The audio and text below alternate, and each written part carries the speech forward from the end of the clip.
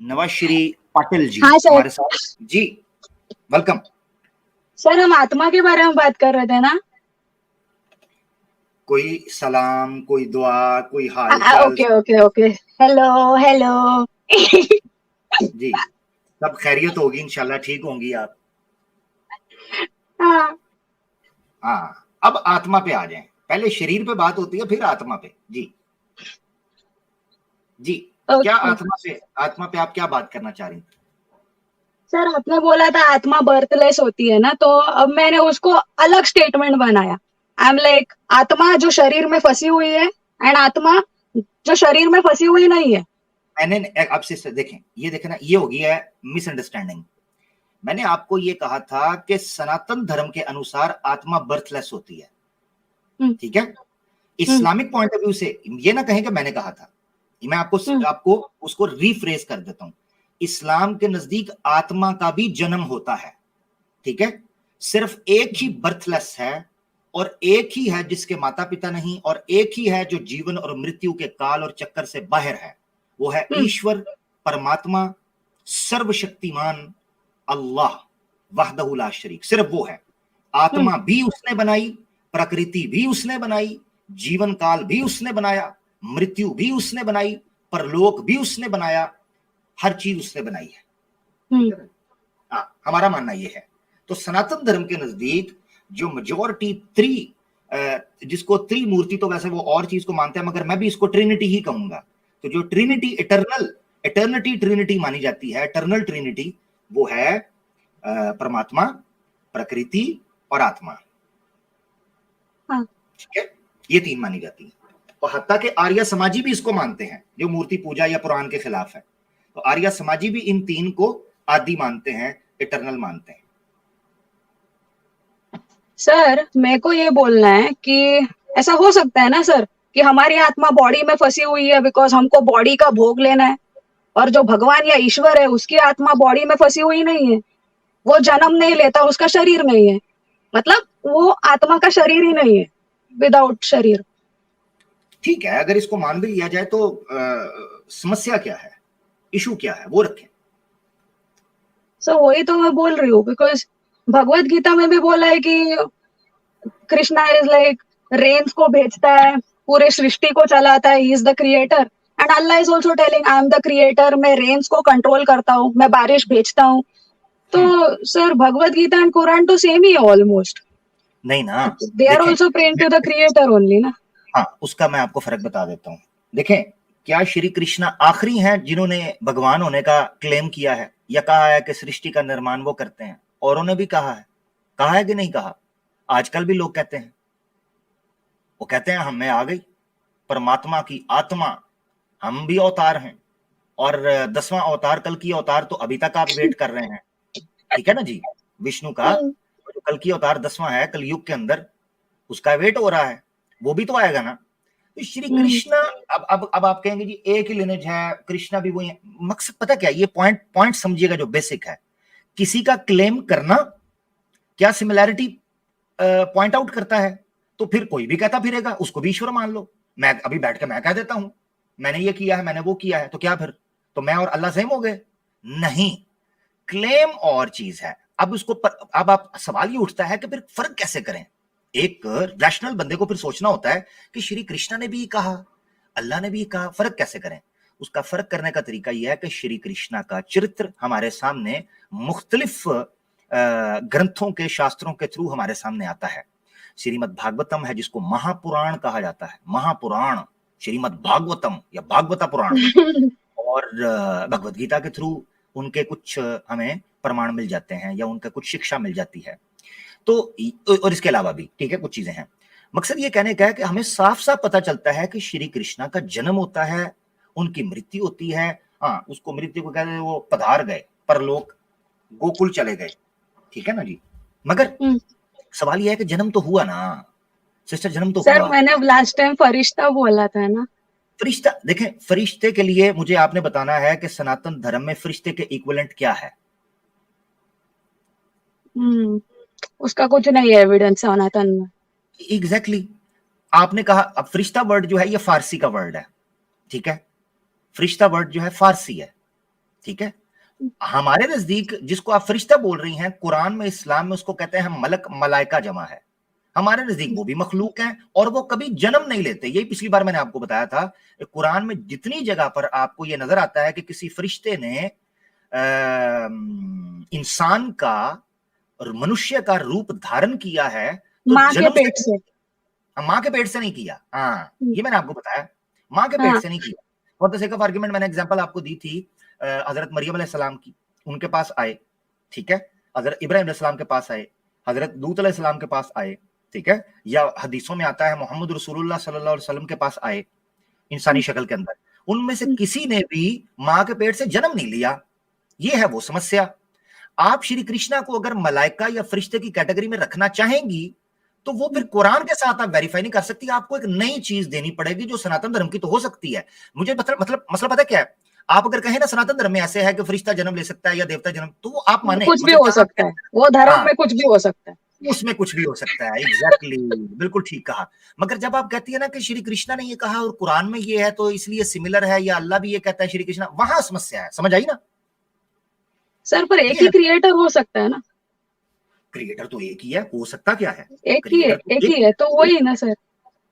सृष्टि का निर्माण नहीं, विश्व वो श्री कृष्णा नहीं है, क्योंकि श्री कृष्णा खुद जन्मे हैं। हाँ, श्री कृष्णा खुद जन्मे हैं। अब आप कृष्णा नाम से, मिसाल के तौर पे एक होता है किसी का ओरिजिनल नाम और एक होता है किसी का एट्रीब्यूट। आप कृष्णा उस ईश्वर या परमात्मा का जिसने सृष्टि का निर्माण या उत्पत्ति की है, आप उसका एट्रीब्यूटल नाम कृष्णा तो नहीं कर सकते।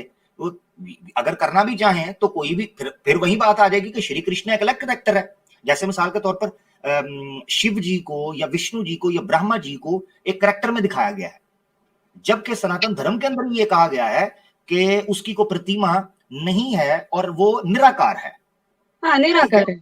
निराकार है। तो इसका मतलब यह है कि शिव, विष्णु और ब्रह्मा जो दर्शाए जाते हैं मूर्तियों की शक्ल में, कम से कम वो निराकार ईश्वर परमात्मा वो नहीं है, ये कोई और है। वो नहीं है, ये लोग ने वाट हाँ, लगा दिया, मालूम है मेरे को। हाँ, तो बस आप समझदार हैं। इसी तरह श्री राम को कह दिया, श्री कृष्णा को कह दिया। मैं एक और बात यहां पर ऐड करना चाहता हूं। मुझे ये मानने में कोई जो है ये समझ ले समस्या नहीं है, या कोई इसका मैं इख्तलाफ नहीं कर सकता। श्री राम या श्री कृष्णा हो सकता है प्रॉफिट हो सकता है, हाँ, और हो सकता है वो बड़े अच्छे लोग हों, मगर चूंकि कंफर्मेशन नहीं है। कुरान में अल्लाह ताला ने दो जगह पर कहा है, व रुसुलन कद कससनाहुम अलैका व रुसुलन लम नक़सुसहुम अलैक, कि कितने ही ऐसे प्रॉफिट्स आए हैं, मैसेंजर्स आए हैं अल्लाह के रसूल, जिनका जिक्र हमने आपको नहीं बताया, और कितने ऐसे आए हैं जिनका हमने आपको बता दिया है। अब श्री कृष्ण का नाम कुरान के अंदर ना होना या श्री राम का कुरान के अंदर नाम ना होना, ये जरूरी नहीं है कि वो प्रॉफिट हो सकता है, हो, मगर जो श्री राम और श्री कृष्ण हमें दिखाए जाते हैं वो प्रॉफिट हो, ये पॉसिबल नहीं है, क्योंकि उनका चरित्र साफ तौर पर नकारता है इस चीज को कि वो ईश्वरीय व्यक्ति या ईश्वर से ज्ञान लेने वाले लोग हों, क्योंकि उनका चरित्र इतना ज्यादा करप्ट कर दिया गया है। हाँ, उसमें से छांटी की जाए, जहां वो अच्छे लोग हैं, हो सकता है वो सत्य की बात हो, वो सच हो। मिसाल के तौर पर श्री कृष्णा साफ तौर पर कहते हैं कि आप शास्त्रों को फॉलो करो, उस शास्त्रों में ईश्वरी ज्ञान है, उसकी तालीमात को लेकर चलो। वो हम भी यही कहते हैं कि अगर सनातन धर्म अपने शास्त्रों को फॉलो करेगा, वो इक्कम इविदित्यम के पास पहुंचेगा, ठीक है, एक खुदा के पास पहुंचेगा। ये चीज है जी। सर मेरे को क्या लगता है कि ये जो आत्मा जो शरीर में फंसी हुई है, इसको ज्ञान देने के लिए भगवान तो आ नहीं सकते, भगवान का आत्मा तो शरीर में फंसा हुआ नहीं है, तो वो अपने फरिश्ते भेजते हैं धरती पे, और वो फरिश्ते भगवान का ज्ञान सुनाते हैं, जिसको हम प्रॉफिट बोलते हैं, या ये लोग अवतार बोलते हैं। ठीक ठीक ठीक, अभी आपने लिंक ठीक किया। हाँ, देखें, इंसान के पास ये शक्ति नहीं है कि वो ईश्वर का डायरेक्ट उससे कलाम कर सके। इंसान के पास शक्ति नहीं है। ईश्वर क्या करता है, इंसान को ये पैगाम पहुंचाने के लिए उसका सोर्स है, एक उसका मीडियम है, और जो कि लॉजिकल है और लॉजिकल होता है, ठीक है। उसकी वजह ईश्वर मोहताज नहीं है या वो डिपेंडेंट नहीं है, बल्कि ये इंसान, ये मनुष्य डिपेंडेंट है। ये बॉडी, मैं आपको इसकी मिसाल समझते हैं। मिसाल ये समझें, दो शरीर एक तरह की कैपेसिटी नहीं रखते। इसी तरीके से शरीर और आत्मा मिलकर ये जीवन बनता है, मगर आत्मा की कैपेसिटी या कैपेबिलिटी और है, शरीर की और है। मिसाल के तौर पे ये शरीर जो है ये सुनने की ताकत 20 हर्ट्ज से लेकर 20,000 हर्ट्ज के बर्ड में रखता है, ठीक है। इसी तरीके से इसके ऊपर ग्रेविटी लगती है, आत्मा के ऊपर ये चीजें नहीं लगती। इसका मतलब पता है क्या सीधा सीधा, इसका मतलब ये है कि जैसे ही आत्मा इस शरीर में फंसी, जैसे आपने कहा फंस गई शरीर के अंदर, तभी इस शरीर की वजह से उस आत्मा को भी अपना मीडियम नीचे लाना पड़ा, क्योंकि आत्मा इस शरीर के अंदर फंस गई है। लिहाजा जब आत्मा इस शरीर में फंस गई तो वो शरीर के अंदर चलेगी। जैसे ही आत्मा इस शरीर से निकलेगी, शरीर बेकार हो जाएगा और आत्मा अपनी पावर में वापस आ जाएगी। यही वजह है कि फिर वो काम करती है जो शरीर नहीं कर सकता। मगर जब तक आत्मा इस शरीर के अंदर है तो वो मजबूर है, डिपेंडेंट है कि ईश्वर के थ्रू पहुंचने के लिए वो चंद मीडियम्स को इख्तियार करे या चंद बीच में जो ऑब्स्टिकल्स हैं उनका सहारा ले, उनके बगैर नहीं वो जा सकती। यही वजह है कि फिर ईश्वर ने, जिनको आपने कहा कि वो फरिश्ते मलाइका आते हैं, बिल्कुल हमें मानने में कोई इनकार नहीं है कि अल्लाह ताला फिर मलाइका को एक ड्यूटी दे के भेजते हैं जो अपने पैगंबरों को, जिनको हम प्रॉफिट्स या मैसेंजर कहते हैं, उन तक वो पैगाम पहुंचाते हैं और वो माँ के पेट से जन्मते हैं। जिस तरह मोहम्मद रसूलुल्लाह सल्लल्लाहु अलैहि वसल्लम जन्मे भी हैं और उनकी मृत्यु भी हुई है, इसी तरीके से जितने अंबिया गुजरे हैं सारे के सारे जन्म भी लिए हैं माँ के पेट से, हत्ता के ईसा अलैहिस्सलाम भी, ठीक है, उनके पिता नहीं मगर माता भी थी, जन्म लिए। और इसी तरीके से जितने भी हैं वो सब ने जन्म लिया और जन्म लेकर वो बड़े हुए और अल्लाह ताला ने उनको उस तरीके पर पैगाम पहुंचाया और उन्होंने अपनी ड्यूटी पूरी की। अगर इस प्रोसीजर को मान के चला जाए फिर तो मसला ही कोई नहीं। और मैं हकीकत आपको बताऊं, वेदों के अंदर ये कॉन्सेप्ट इस्तेमाल किया गया है मैसेंजर का। मैं ऋग्वेद का जो पहला मंडल है उसमें अग्नि के 3-4 अर्थ बयान किए गए हैं। उनमें से एक अर्थ ये भी है, यानी एक मीनिंग उसका ये भी है कि अग्नि को मैसेंजर के तौर पर यूज किया जाता है। और मैंने ये रेफरेंस दिखाया हुआ है अपनी एक स्ट्रीम के अंदर। आर्या समाजियों ने जो भाष्य लिखा, इवन इंग्लिश के अंदर आर्या मंताविया वेबसाइट के ऊपर, वहां अग्नि की ट्रांसलेशन उन्होंने की कि अग्नि को मैसेंजर के तौर पर यूज किया जाता है, मीडियम यानी कम्युनिकेशन सोर्स के तौर पर।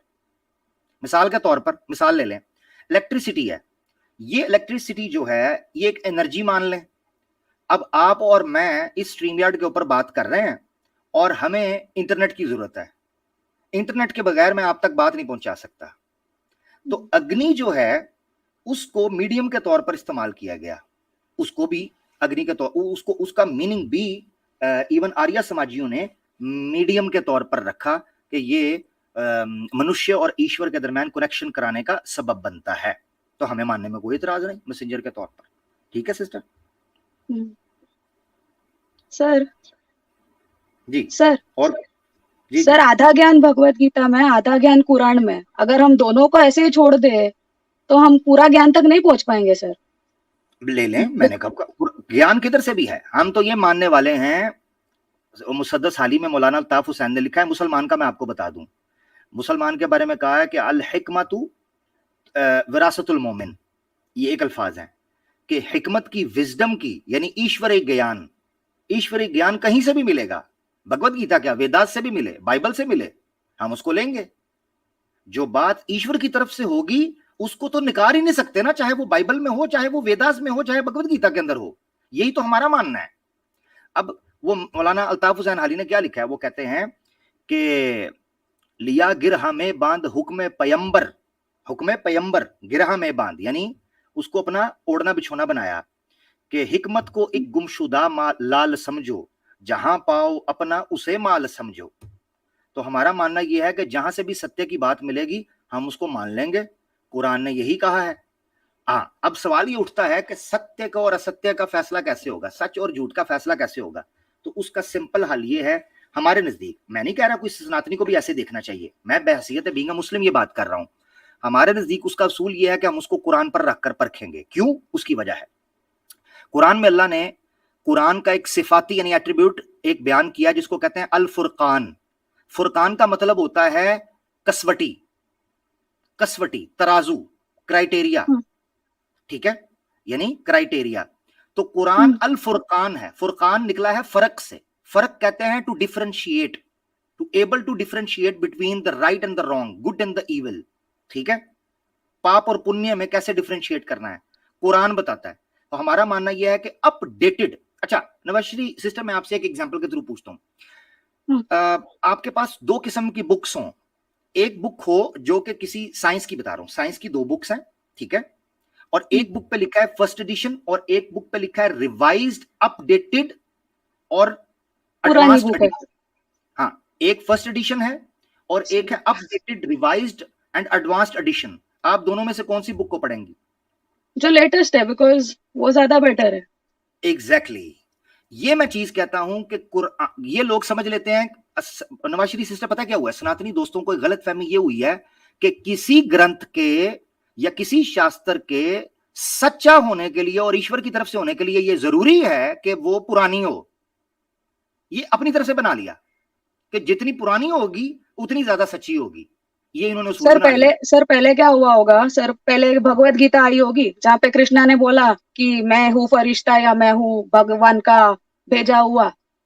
तो उसके बाद लोगों ने मूर्ति बनाना चालू कर दिया, इंसान की पूजा करनी चालू कर दी, कृष्णा एज अ इंसान। तो तभी अल्लाह को भेजना पड़ा प्रॉफेट मोहम्मद को, और तभी अल्लाह ने बोला कि प्रॉफेट मोहम्मद बस एक इंसान है, वो फरिश्ता नहीं है। हाँ, वेरी गुड। अच्छा मदे की बात बताऊं, ये बात जो आपने की है ना, ये कुरान में भी है। ये जो बात आपने की है ना, सिनेरियो खींचा, ये कुरान में भी है। इसकी मिसाल आपको देता हूं, सूरह जुमर चैप्टर 39 है वर्स 3 के अंदर है।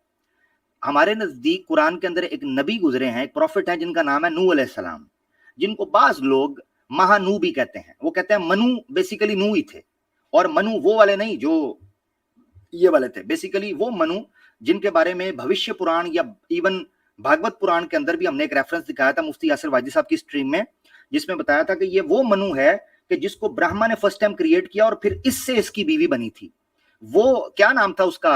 शत्रुपा। शटरूपा, हाँ। हाँ शत्रुपा, जिस पर ब्रह्मा की बाद में नजर पड़ गई थी, ठीक है ना। तो बाद में उनके पीछे पड़ गए थे वो मनु जो नहीं है। सर, ये मन घड़त कहानियां लगती है ये ना, खुद के स्क्रिप्चर्स खुद ही एडिट करते हैं, उसको भटका देते हैं, वाट लगा देते हैं उसकी। I agree, I totally agree, मगर अब आ चुकी है। ब्रह्मा सर, ब्रह्मा भगवत गीता में ब्रह्मा को वुम्ब बोला है, वुम्ब ऑफ कृष्णा, जिसके अंदर सारे प्लैनेट्स तैयार होते हैं।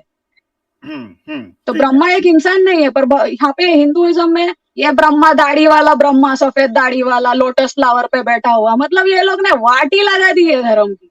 बिल्कुल, और 3-3 चेहरे बनाए हुए हैं, और पता क्यों? क्योंकि शत्रुपा को देखना चाहता था। हाँ, ये भागवत पुराण में लिखा है कि शत्रुपा स्वर्ग के अंदर कभी इधर जाती थी, कभी दाएं जाती थी, कभी बाएं। तो ब्रह्मा जी को बड़ी दिक्कत हो रही थी, तो ब्रह्मा जी ने अपने 3-4 चेहरे बना लिए। उन्होंने कहा चलो इधर जाएगी, 360 एंगल से शत्रुपा को देखूंगा। वाह, 360 एंगल में शत्रुपा को देखूंगा।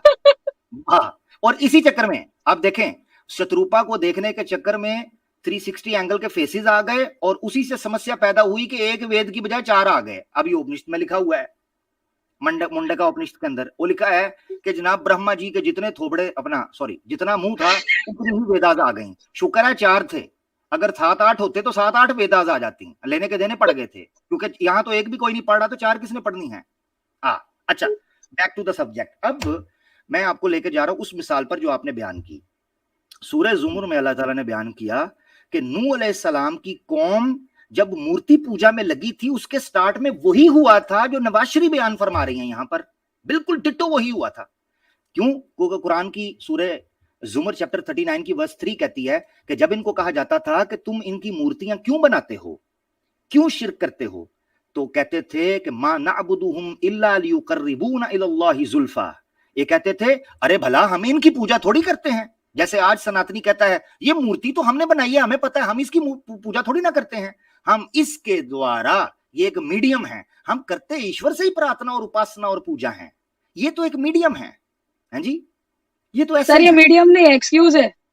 जो घमंडी लोग है ना, जिनको विश्व के स्वामी के सामने झुकना पसंद नहीं है, वो कोई भी पत्थर उठा के लाएंगे, बोलेंगे मैं पत्थर के सामने झुकूंगा पर खुदा के सामने नहीं झुकूंगा। घमंड बहुत है। हाँ, एक सजदा जिसे तू गरा समझता है, 1000 सजदों से देता है आदमी को निजात। एक सजदा जो एक ईश्वर को करना था वो छोड़ा, अब दर दर के मंदिर और भांत भांत की मूर्तियों और रंग बिरंगे जोकरों के सामने सर झुकाना पड़ता है। यकीन करो, जिस मूर्ति के आगे सर झुकाते हैं उस मूर्ति की शक्ल इनको भले पसंद ना हो, मगर पाखंड, धर्म, आस्था, ब्रेन वॉश, अच्छा चलो, तो ये हम सब्जेक्ट की तरफ वापस आ गए। समझने की बात ये थी कि जो आपने रखा कि धीरे धीरे जब पीढ़ियां गुजरती गईं, आगे ग्रेजुअली जनरेशंस आती गईं, उनका नतीजा ये निकला कि लोगों ने अपने पुरखों की जो जिनका वो सम्मान करते थे उनकी याद में मूर्तियां बनाई। जैसे फोटो, स्टार्ट में फोटो होती है, फिर वो फोटो, अब देखो ना ये आदि पुरुष आई तो वो फोटो लेके, हनुमान जी की फोटो लेके वो सिनेमा के अंदर आ गए, फोटो को मूवी दिखा रहे हैं। वाह भाई वाह, उधर भी फोटो इधर भी फोटो, हनुमान हकीकत में किधर है? कहीं भी कोई नहीं, यानी स्क्रीन हमको पे भी नहीं फोटो। मालूम, कुछ भी बोलते हैं। हनुमान उड़ के गया था सूरज के ऊपर, अरे जाएगा तो जल जाएगा ना भाई। जल जाएगा, टिक्का बोटी हो जाएगी। और धरती का कोई नियम होता है ना, धरती का ग्रेविटी होता है। ऐसा कोई आसमान में उड़ सकता है क्या कोई इंसान या जानवर? ये कुछ भी बोलेंगे। हनुमान ऐसे उड़ के गए थे जड़ी बूटी लाने के लिए, ये इनका नाम मेरे को नहीं। बिल्कुल ठीक है, ठीक है ऐसे। तो नवाज, मैं आपकी बात सुन के जो नतीजे पर पहुंचा हूं, आपने कुछ सवाल पहले भी एक बार पूछे थे। आप मुसलमान तो नहीं है, मगर आप जो बात कर रही हैं वो इतनी रैशनल है कि आपको लोगों ने मुसलमान कहना शुरू कर देना है। तो मैं कह रहा हूं कलमा पढ़ ही लें। ये इल्जाम तो लग गया आप पे। है? गायब हो गया, स्ट्रीम किधर गया? अरे क्या हो गया? देखिएगा कहीं कैमरा में आवाज आ रही है सर, तो भी आवाज आ रही है। वो बीच में फोन ये हो गया। मैंने कहा, मैं ये कह रहा था सिस्टर, मैंने कहा कि आप जो बात कर रही हैं, हाँ सर, वो सुना मैंने, आवाज आ रही है। हाँ, आवाज आ तो रही बस थी, क्या पर वो स्क्रीन बीच में हिल गया ना, हम लोग कहाँ गया, अभी डर गए मैं। हाँ, तो क्या कहिएगा हमारे इस ऑफर पर? बाकी वल्लाहु आलम, आपकी मर्जी है भाई। सर मैं तो यही बोलूंगी, अल्लाह ही कृष्णा है। बिकॉज वो आत्मा जो है, जो शरीर में फंसी हुई नहीं है, वो एक ही आत्मा है। और उसको धरती पे फरिश्ते भेजने पड़ते हैं कि ये फंसे हुए आत्मा को निकाल सके बाहर, जिसको हम मोक्ष बोलते हैं। जब आप बोलती हैं कि अल्लाह ही कृष्णा है, तो वो कौन सा कृष्णा है? ये बांसुरी वाला कह रही होती है? नहीं नहीं नहीं नहीं नहीं, आत्मा वाला, जो आत्मा जन्म नहीं लेता। नहीं तो वो फिर एक मिनट, तो वो फिर कृष्णा आत्मा, मगर भगवत गीता तो उस कृष्णा ने कही है ना जो बांसुरी बजाता था। हाँ ना, सोचे खुद, क्योंकि मुझे देखिए बड़ा कॉन्ट्रडिक्शन है। आप पेश कर रही हैं, कोट कर रही हैं भगवत गीता, भगवत गीता जिस कृष्णा की है वो बांसुरी वाला है, माखन चोर, गोपियों के कपड़े उठाने वाला, वो तो वो है। आप कह रही हैं कि अल्लाह और कृष्णा एक है, और पेश करती हैं भगवत गीता को, वो श्री कृष्णा नटखट गोपाल है। तो ये मुझे जरा क्लियर कर दें कि आप श्री कृष्ण आत्मा वाला कह रही हैं, मगर उदाहरण जो दे रही हैं वो आप भगवत गीता से दे रही हैं, ये क्या चक्कर है? सर इस्लाम में कैसा है ना, हम क्लियरली बोल सकते हैं कि भाई ये बंदा क्रिएटर को प्रे करता है, ये मूर्ति पूजा नहीं करता, ये सही रास्ते पे। बट हिंदूज के अंदर में इतना कंफ्यूजन है, समझ में नहीं आता भाई, बंदा इन मूर्ति की पूजा कर रहा है या कोई और मैजिकल पत्थर उठा के ला रहा है उसकी पूजा कर रहा है, या कोई इंसान की पूजा कर रहा है। मैं आपसे ये कह रहा हूं कि जो बात आप रख रही हैं हिंदू के हवाले से या सनातन धर्म के हवाले से, तो आप मुसलमान हैं, इस्लाम कबूल कर चुकी हुई हैं। सर वैसे नहीं कर सकते ना, रहते तो अपन हिंदू घर में, खाना पीना मम्मी पापा देते हैं, तो ऐसा कर नहीं सकते। बट मम्मी पापा जब ऑफिस जाते हैं तब कुरान पढ़ते हैं, कुरान का ऑडियो बुक सुनते हैं। ये बहाना एक सनातनी नहीं कर सकता। वो अल्लाह का खाता पीते हैं और मूर्ति पूजा करते हैं, तो कोई बात नहीं है, आप मम्मा पापा का खा के अल्लाह की इबादत कर लें।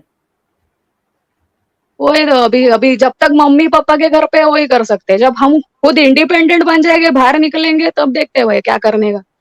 चलो ठीक है, अल्लाह ताला और वो आपके भी लिए रिलीजन कन्वर्जन इतना इतना हेक्टिक है, रिलीजन कन्वर्जन यहाँ पे। वो क्या है, सिटीजनशिप के राइट्स कैंसिल कर दिए थे मुस्लिम्स के इंडिया में। तो भाई इंडिया का अधिकार चाहिए भाई, छोड़ नहीं सकते ना, सिटीजनशिप छोड़ नहीं सकते। ये भी थ्रेट है, ये भी थ्रेट है। हाँ, ये भी देखे ना, वो मैं आपको बताऊं, वो मैंने एक वीडियो भी बनाई थी जयपुर के ऊपर, आवाज़े हक, ये इसी लाइव के ऊपर ही एक स्ट्रीम की है, जयपुर डायलॉग्स का ऑपरेशन।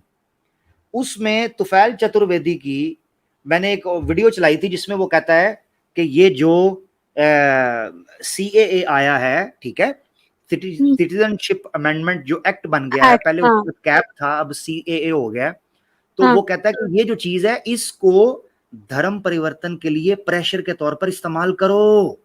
वो लाइव कह रहा है। क्या करने का मतलब, ये गधों के हाथ में हमने राजा सत्ता दे दी है, उनको राजा बना के रखा है।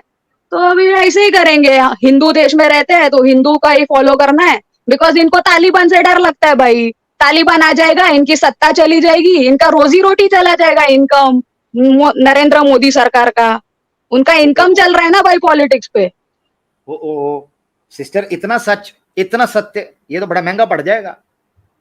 पढ़ने दो ना, हम कौन सा डरते हैं, जाने दे। तो फिर इस्लाम क्या कबूल करने करें वाले? ना? इस्लाम कबूल करें ना, फिर डरती क्यों है? सर मेरा पॉइंट क्या है, भगवत गीता एंड पुराण को दोनों को कंबाइन करना है। मेरे को सिर्फ पुराण पे नहीं चल के चलेगा, बिकॉज भगवत गीता के अंदर भी पॉइंट्स है जो कुरान में नहीं है। फॉर एग्जाम्पल, अभी ये मैंने आत्मा दो टाइप की बताई, एक आत्मा शरीर में फंसी है और दूसरी आत्मा शरीर में नहीं फंसी है ना। तो ये जो शरीर में नहीं फंसी है ना आत्मा, इसको सेपरेट सेग्रीगेट कर दिया है, इसको अलग यूनिवर्स में डाला है भगवत गीता के अंदर। मतलब अच्छा, भगवत गीता में बोला है unmanifested universe and manifested universe, universe को दो हिस्सों में बांट दिया। तो ये अनमैनिफेस्टेड यूनिवर्स के अंदर ये आत्मा जो जन्म नहीं लेती उसको डाल दिया, मतलब शरीर नहीं लेती। सिस्टर ऐसे करते हैं, बहुत बहुत शुक्रिया। जब आप दोनों आत्माओं के प्रमाण के साथ आ जाएंगी, यानी आप मुझे एक आत्मा जो फंसी हुई है और एक आत्मा जो नहीं फंसी हुई वो ले आएंगी, तो फिर सर वो तो दिखाई दे रहा है ना, सर वो तो दिखाई दे रहा है ना। एक आत्मा जो फंसी हुई है उसको शरीर का भोग लेने का है, उसको लस्ट चाहिए, शरीर दुनिया एंजॉय करनी है, वो शरीर के अंदर फंसी हुई है। और दूसरी आत्मा जो है वो शरीर से मुक्त है। जब ये शरीर वाली आत्मा वो बर्थलेस बन जाएगी ना, उसको मोक्ष मिल जाएगा। आहिस्ता आहिस्ता, वो कौन सी है? वो दूसरी वाला, दूसरी जो शरीर में नहीं फंसी, वो कौन सी है? जो शरीर में नहीं फंसी है वो भगवान है, मतलब अल्लाह है या कृष्णा है। ओहो, वो आत्मा तो परमात्मा है ना, वो तो परमात्मा नहीं ना सर, यही तो प्रॉब्लम है, परमात्मा का डेफिनेशन ही ये लोग वाट लगा देते हैं। वो लोग क्या बोलते हैं, हम आत्मा, और हमको टोटल धरती के ऊपर से देखो तो हम परमात्मा। वैसा नहीं है सर, दो प्रकार की आत्मा है। ये परमात्मा इनको समझ में ही नहीं आता, इनको इनका ही धर्म नहीं समझ में आता। ओए होए होए होए होए, ये तो काम खराब हो गया।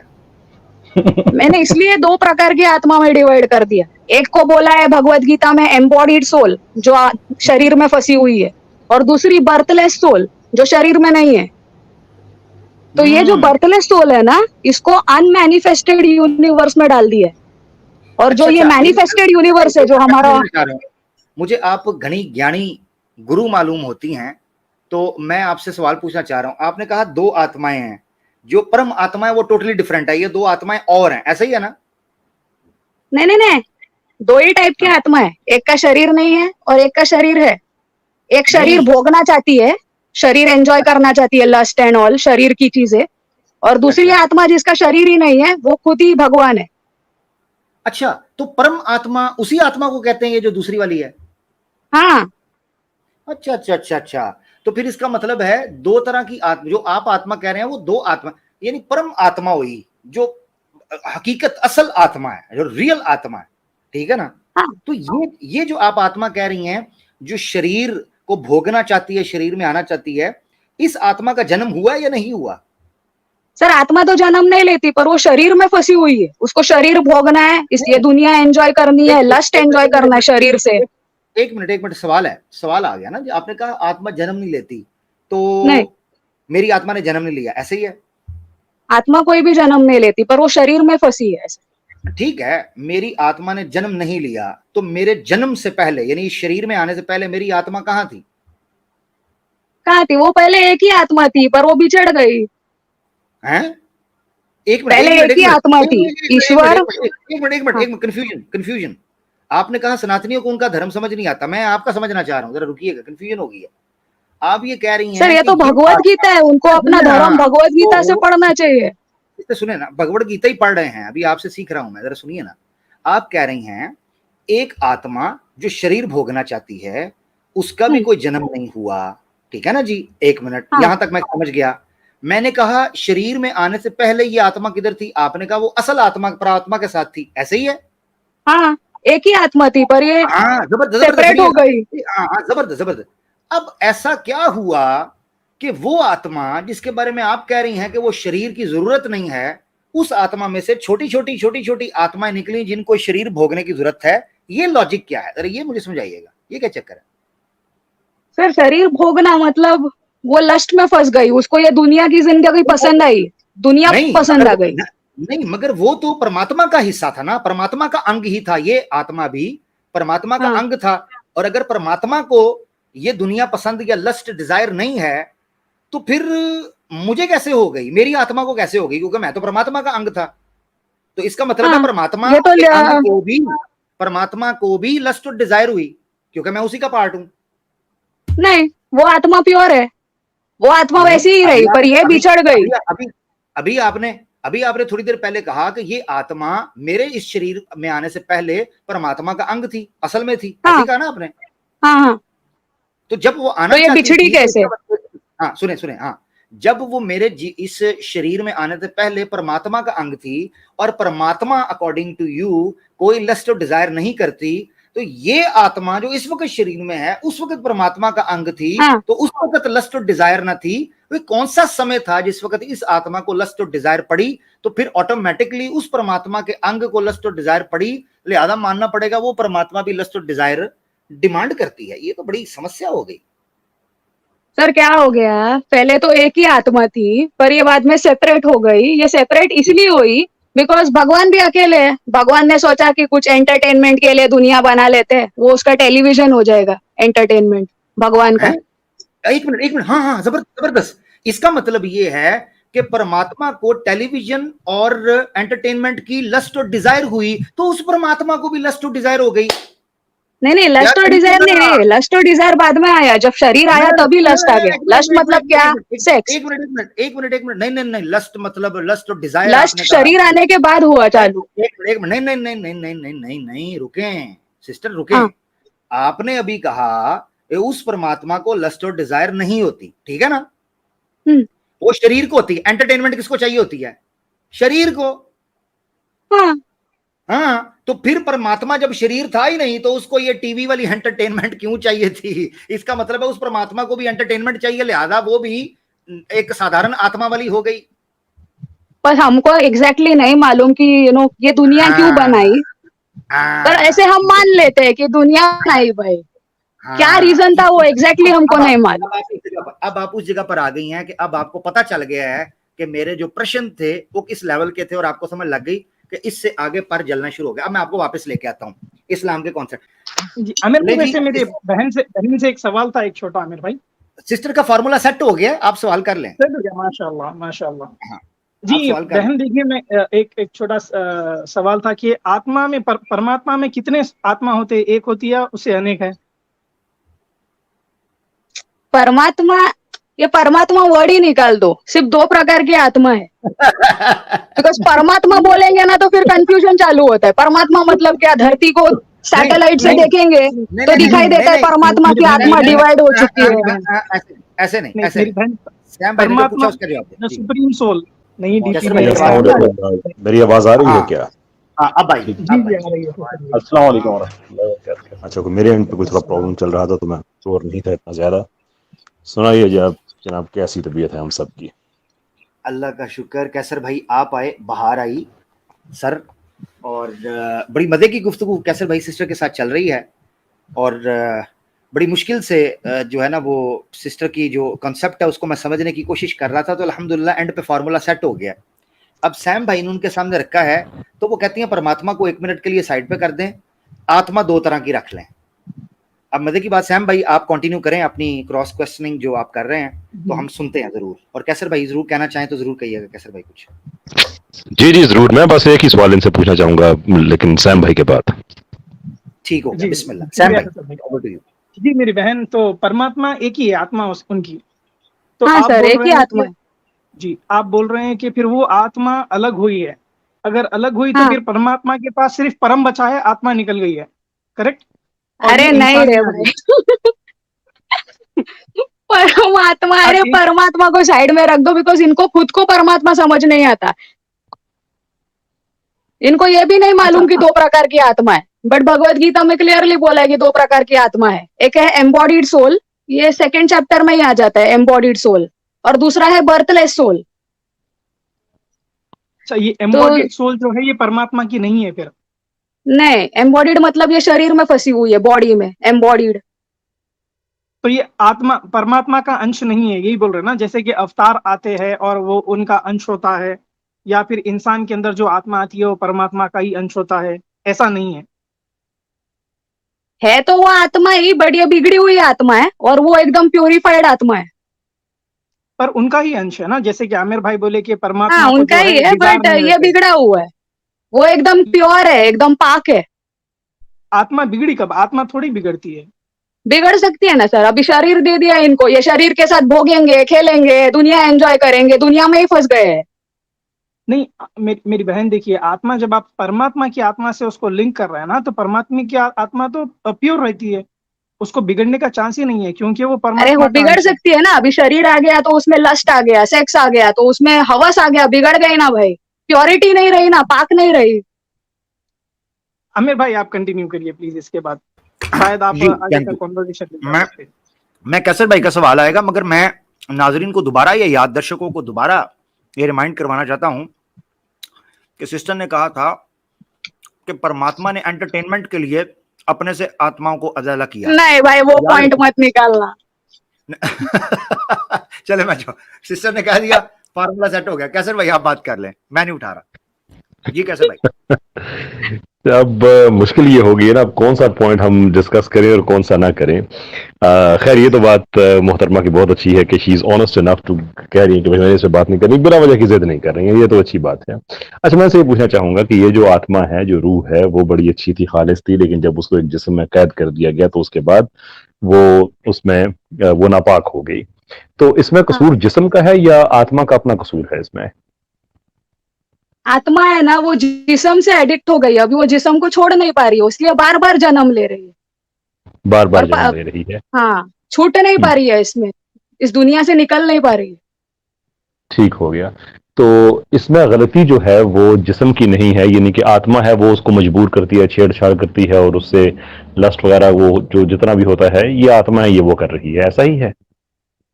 हाँ बिकॉज लस्ट ऐसी चीज है ना, एक बार किया तो उसका एडिक्शन लग जाता है, नशा की तरह, सही बात, अल्कोहल की सही तरह। बात, सही बात है।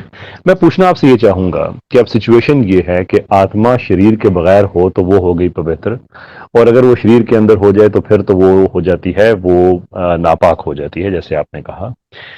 अब अगर इस आत्मा को हम इस शरीर से निकाल देते हैं तो आपके यहाँ स्वर्ग का भी कॉन्सेप्ट पाया जाता है, नरक का भी पाया जाता है। तो क्या वजह है कि शरारत आत्मा की है जिसकी वजह से लस्ट होता है, लेकिन छितर पड़ेंगे नरक में शरीर को, आत्मा को नहीं पड़ेंगे, इसलिए कि जो ही वो शरीर से निकलेगी वो तो पाक हो जाएगी, वो तो पवित्रता उसको मिल जाएगी। तो सर ये शरारत सारी नरक वो में, करके। हाँ सर नरक में भी उसको शरीर ही मिलेगा ना, जलेगा तो उसका शरीर ही, तो उसको ही नहीं नहीं, सेंसेशंस होंगे अब फिर। आत्मा के साथ तो आप नरक में नहीं जाएंगे ना। नहीं नहीं सर, वहां पे भी अल्लाह एक बॉडी बनाएगा, उसमें भी आत्मा डालेगा ना, ये बुरी आत्मा वहां पे तो जाएगी आत्मा वो बॉडी में। तो नरक आत्मा भी को एक भी ये प्लैनेट है सजा ना सर, मिलेगी फिर? नरक भी एक प्लैनेट है, हेवन भी एक प्लैनेट है, अर्थ भी एक प्लैनेट है। तो सजा मिलेगी प्लैनेट के आत्मा ऊपर को? शरीर होता है। आत्मा को सजा मिलेगी? हाँ मिलेगी, उसका शरीर जलेगा, पानी गरम लगेगा, आग गरम लगेगी, तब वो भाई रोएगी, शरीर तब वो उसका, झुकेगी भगवान के सामने। भाई शरीर के साथ तो उसने शरारत की, उसको तो फंसा दिया है ना उस।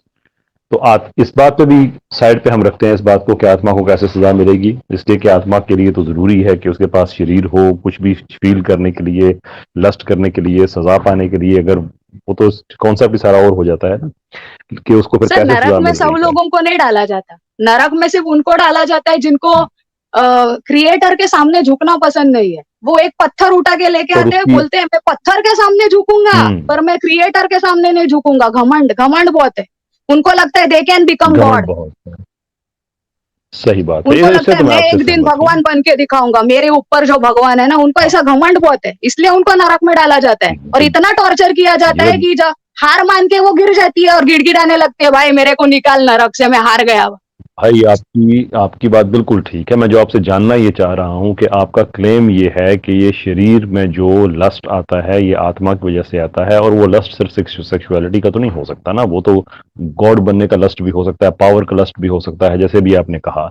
लेकिन अगर उसके पीछे सारे का सारा काम जो है वो आत्मा कर रही है, तो छितरोल शरीर की क्यों होगी फिर? वो तो पहले ही विक्टिम है आत्मा की शरारत का। आत्मा को कैसे पनिशमेंट देने का? पिंच भी नहीं कर सकते, उसको टच भी नहीं कर सकते, उसको पकड़ भी नहीं सकते, क्या कर सकते उस आत्मा के साथ? उसको शरीर में डाल गॉड सकते हैं और फिर उसको जला सकते हैं, फिर पनिशमेंट मिलेगा ना, फिर उसको फील गॉड भी नहीं होगा, कर सकता, चटके फील होंगे।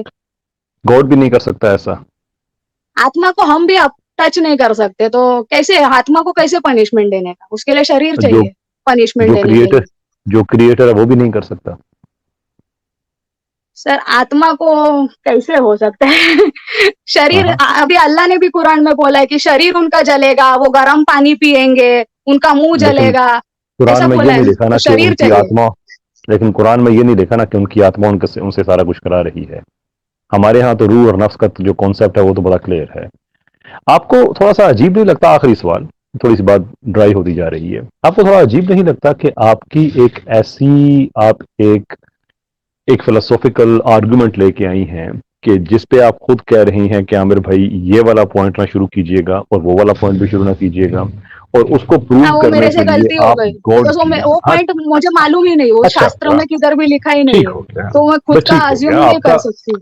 भाई आपका ये हमें बहुत, आपका ये अच्छा लग रहा है, आपका ये सॉरी जो टू इंटरप्ट। बिहेवियर है, ये आपका ये बिहेवियर बहुत अच्छा लग रहा है कि आप एक्सेप्ट कर रही हैं। लेकिन मैं आपके साथ में पूरा पैकेज रखना चाहता हूं कि कहीं से आप कह रही हैं कि मुझसे वो पॉइंट डिस्कस ना करें, कहीं से आप ये कह रही हैं कि मेरे फिलॉसफी को ठीक साबित करने के लिए क्रिएटर की पावर्स को लिमिटेड होना जरूरी है कि वो आत्मा को सजा नहीं दे सकता। तो क्या जरूरत पड़ी है इस फिलॉसफी को इतना मानने के लिए कि जिसको खुद आप इसका कोई पॉइंट आप डिस्कस ही नहीं करना चाहती, कहीं आपको क्रिएटर को लिमिट करना पड़ता है सिर्फ इस फिलॉसफी को ठीक साबित करने के लिए? सर वो फिलोसॉफी है ही नहीं, कोई बुक में लिखा ही नहीं, मैंने खुद का कुछ बोल दिया इसलिए आमिर सर उसको चैलेंज कर रहे। मैं वो आपकी बात भगवत को गीता रिपीट में कर रहा भी हूँ, वो तो नहीं है, बात आगे कुरान है में ना भी नहीं है, मैंने कुछ भाई, उल्टा वो तो पुल्टा बोल बात दिया उससे इसलिए हम आमिर आगे सर बढ़ बोल गए रहे ना, रुको रुको ऐसा। उससे हम आगे बढ़ गए हैं ना। मैं तो कैसे आपसे भाई पूछ रहा हूँ। एक चीज चलाना चाह रहा हूँ बस, कैसे भाई रईस जी भाई, तो सिस्टर जी आप जी मेरे सामने फिर इस तरह की फिलॉसफी रखेंगी तो मेरे बारे में तो फिर आपने ये सुना है ना, जरा स्क्रीन पर देखें। आमिर किसी को नहीं छोड़ता। जी कैसे पढ़ा भाई, कैरी ऑन। जी मेरे जो सिर्फ ये आखिरी सवाल है कि मुझे बताइए कि क्या आप खुद सेटिस्फाइड हैं अपनी इस फिलॉसफी से जिसको ठीक साबित करने के लिए हमें क्रिएटर की पावर्स को भी लिमिट करना पड़ रहा है? तो हमको जितना लिखा है उतना ही मालूम हो सकता है, उससे ज्यादा हम नहीं बोल सकते। बहुत शुक्रिया क्रिएटर आपका। कुछ भी कर सकता है। बस इसी मंजिल पे हम आना चाहते थे कि लोगों को बात समझ आ जाए, जो कि मेरे ख्याल में आ गई है। Thank you. Thank you. Okay. ठीक है सिस्टर, काफी बात हो गई और बड़ा अच्छा लगा, और आपने जो एडमिट किया ये बड़ी अच्छी बात है, ये बहुत कम लोगों में होता है। लोग, आपने एक बड़ी प्यारी बात की, कैसर भाई सिस्टर ने बड़ी प्यारी बात की, घमंड की, कि इंसान के अंदर ईश्वर के मुकाबले में और सत्य के मुकाबले में घमंड आता है तो वो फिर सत्य के सामने डट जाता है या ईश्वर के सामने। ये शुक्र है मैंने सिस्टर के अंदर ये चीज देखी कि उनके अंदर ये चीज नहीं है। उनको लगा जिस जगह पे गलती हुई, अपनी तरफ से कॉन्सेप्ट आ गया और पता चला कि वो कमजोर पॉइंट, उन्होंने बिल्कुल उसको छोड़ दिया। और मैंने भी उसको ड्रैग किया, एक्सेप्ट कर क्योंकि लिया। इंसान से वाइब आ जाती है, इंसान से नेगेटिव वाइब आती है तो फिर मैं उसके साथ सिंक फंसाता हूँ। मगर जब मैंने सिस्टर को देखा ना, सिस्टर बहुत पॉजिटिव वाइब्स आ रही हैं और बड़े अच्छे से बात, और कॉन्सेप्ट इनके कुछ तौहीद के मामले के अंदर कॉन्सेप्ट क्लियर है, इसीलिए मैं इनको ये बेनिफिट ऑफ डाउट दे रहा हूँ, क्योंकि ये कॉम्प्लेक्स टॉपिक है, स्पिरिट्स को डील किया करना, आत्मा और रूह और नफ्स, हमारे जी नजदीक जी ये बिल्कुल। मुतशाबिहात में से है। तो तौहीद का कॉन्सेप्ट क्लियर है अल्हम्दुलिल्लाह सिस्टर का, तो हम इनको बेनिफिट ऑफ डाउट देते हैं, आप मजीद पढ़ें।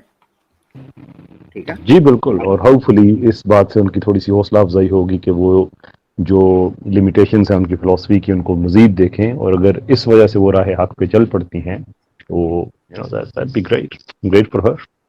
बिल्कुल ठीक है सिस्टर, सर फिर नेक्स्ट होती है मुलाकात आपसे, अपना ख्याल रखिए। नहीं सर मैं यही लास्ट पॉइंट बोलना चाहती हूँ, इसीलिए भगवत गीता एंड पुराण दोनों को साथ में पढ़ना जरूरी है, बिकॉज अभी ये लास्ट वाला जो पॉइंट मैंने बोला ना, ये भगवत गीता में है, ये कुरान में नहीं है। कौन सा वाला? इसलिए दोनों को कंबाइन करके पूरा ज्ञान मिलेगा तब समझ में आएगा। अब देखिए मैं इसको कंक्लूड करना चाह रहा था, कौन सा वाला पॉइंट कुरान में नहीं है? ये लस्ट वाला, आत्मा लस्ट से अटैच हो जाती है शरीर। कुरान में है ना, अब आपने नहीं पढ़ा तो आपका कसूर है। नफ्स अम्मारा किसे कहते हैं? कुरान में सूरह यूसुफ में एक आयत है, सुने जरा। आपने जब कभी भी कैटेगोरिकल क्लेम तब तक ना करें जब तक आपकी किसी टॉपिक के ऊपर ग्रिप नहीं है, आपने पढ़ा नहीं। आप ये कहें मेरे नॉलेज के मुताबिक तो फिर सही है। कुरान में एक आयत है सिस्टर, जो आपने लस्ट वाला कहा, कुरान में एक सूरह यूसुफ के अंदर एक आयत है, दो तरह के नफ्स बयान किए गए हैं, एक है नफ्स लव्वामा और एक है नफ्स अम्मारा। जो आत्मा आपने कहा ना, वो आत्मा जो लस्ट के तहत चलती है और लस्ट और डिजायर को फॉलो करती है उसको कहते हैं नफ्स अम्मारा। तो कुरान में बयान हुआ है।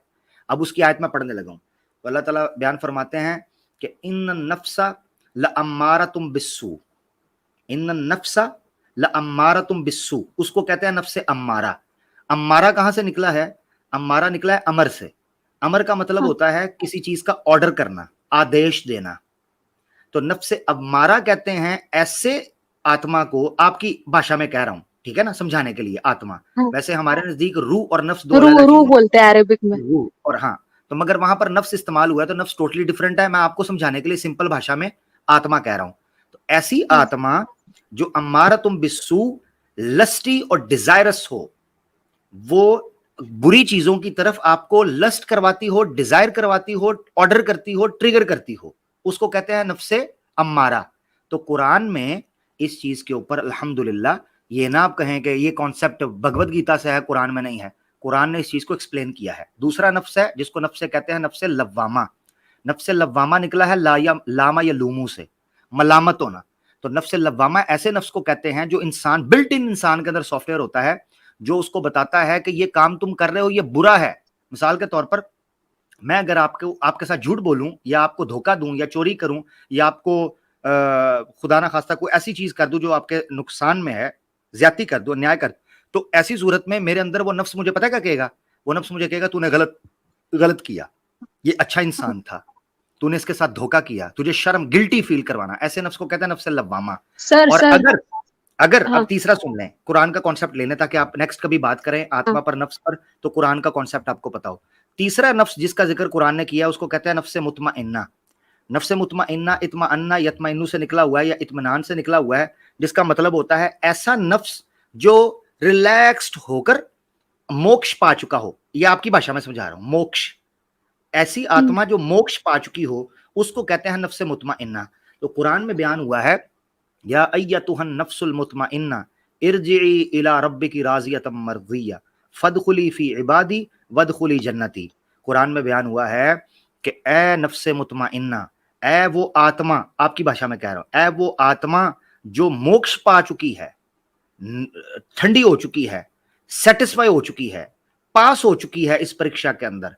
इरजिई इला रब्बिकी राज़ियतम मर्ज़िया, तू अपने परमेश्वर, अपनी परमात्मा, अपने रब ईश्वर अल्लाह की तरफ लौटा, राज़ियतम मर्ज़िया, इस हाल में कि तू उससे राजी है, वो तुझसे राजी है। फदखुली फी इबादी, ए आत्मा तू आजा उस बंदों में दाखिल हो जा जो उस ईश्वर के बंदे हैं। वदखुली जन्नती, और अब तुझे मोक्ष मिल गया है, तू स्वर्ग में दाखिल हो जा। ये है 3 किस्म के नफ्स, नफ्से अम्मारा, नफ्से लव्वामा और नफ्से मुतमइन्ना। ठीक है, तो ये भगवत गीता का कोई एक्सक्लूसिव इंफॉर्मेशन नहीं है, ये कुरान के अंदर भी इंफॉर्मेशन। सर पर ये एक ही जगह पे आता है ना कुरान में? भगवत गीता के 3-4 चैप्टर्स इस पे ही लिखे हैं, 2nd, 3rd, 4th, 5th chapter तक बोल रहे हैं कृष्णा की लस्ट को छोड़ो, लस्ट को छोड़ो। तो इसके ऊपर ज्यादा एम्फेसिस है, तो क्लियरली दिखाई देता है कि लस्ट को छोड़ दो, वो पॉइंट क्लियरली हाईलाइट हो जाता है।